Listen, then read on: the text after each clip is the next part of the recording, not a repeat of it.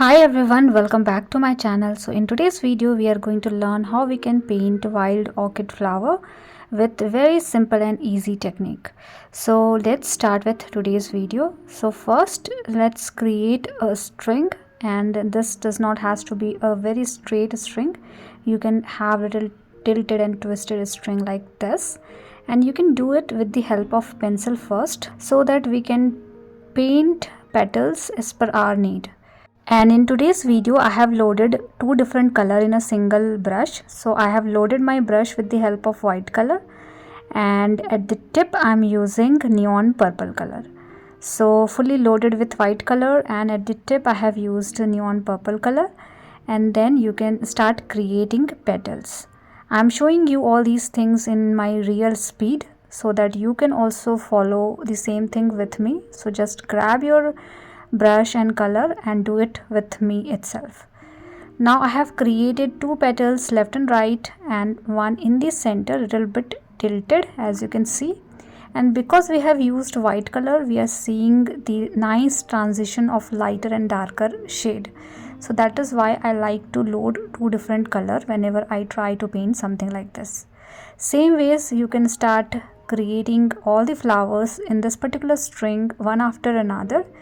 The perspective of the flowers could be different. So in the second flower, as you can see, I have created all the three petals in a different direction. Now let's load the color again. So if you're not able to see the purple color, so you can do it again fill the white color into your brush, and at the tip you can use purple color. Now for the third flower, again I'm creating petals left and right, and one in the center, little finer, and at the top you can have one more. So one petal, two petal, and maybe one also we can paint here, a smaller one. So likewise I have finished all the flowers in this particular string. Now if needed you can have few more petals but little smaller in size. So I'm adding few petals very fine and smaller in size at the base of the flowers that we have. All the perspective are different as you can see right in this particular string, so that is what we needed. Now if needed you can have one more string. So I think it is better to keep two strings for the flower, so I'm adding one more string, but this time little smaller in size, but exactly repeating the same thing, loading my brush with the help of white color, and at the tip I have used purple color, pushing my brush slowly and releasing slowly so that we can have a petal kind of shape but little longer petal as you can see. And likewise you can paint all the flowers in this particular string as well. So my basic funda for these flowers is add three petals which are bigger in size and one or two very fine and smaller in size. So likewise we have created these two strings.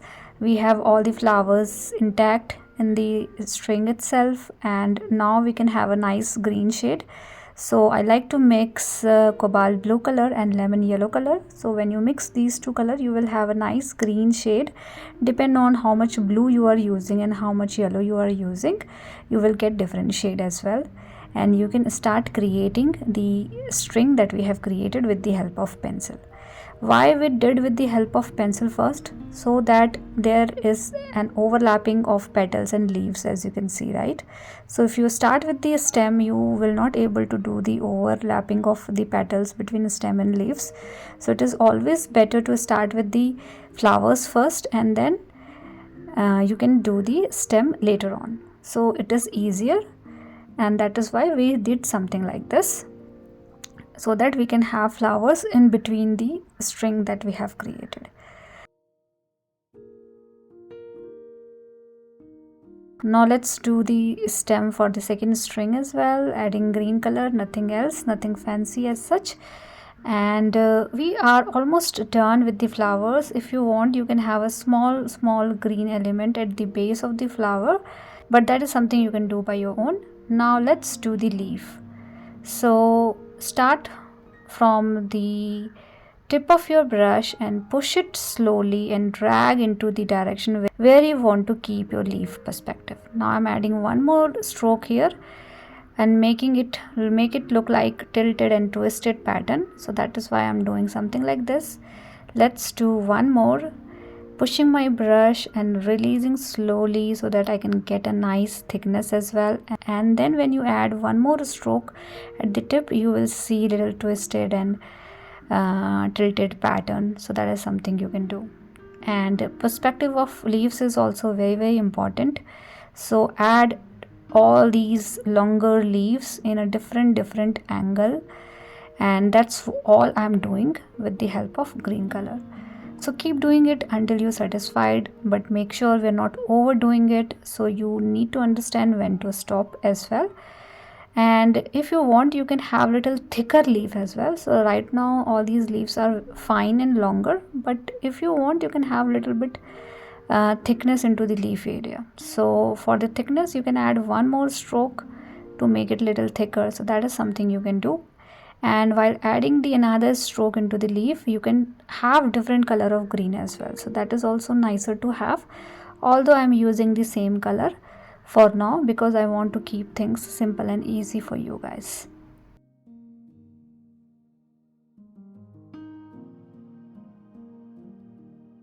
Now I think this much leaf is fine for now, and we are almost done with today's video.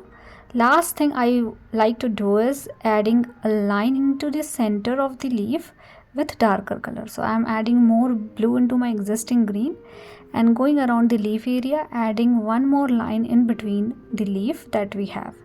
So this is totally optional. If you want, you can do it something like this with the help of tip of your brush and finish your flower with this particular step. And we are done with today's video. I hope this video is easy and simple. I have shown you everything in detail with my own real speed. So hope you will like it, and thank you so much for watching. See you all in the next video.